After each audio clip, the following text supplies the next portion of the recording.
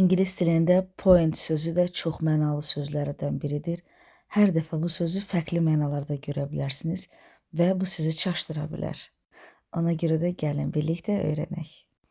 Məsələn, put a point at the end of the sentence.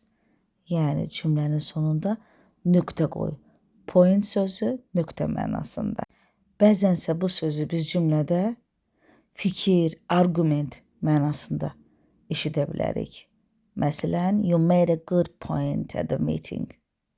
Yəni sən bu görüşdə, bu iclasda yaxşı bir fikir söylədin. Bəzənsə bu söz, point sözü mərhələ, hər hansı bir an mənasını ifadə edə bilər. Məsələn, at this point we can't change our plan. Yəni bu mərhələdə biz planı dəyişə bilmərik. Point sözünü biz yer, məkan mənasında da eşidə və görə bilərik. Məsələn, we met at a meeting point near the station.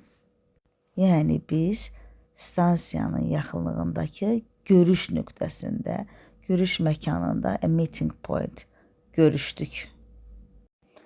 Point sözü feil mənasında isə işarə etmək, göstərmək kimi tərcümə olunur.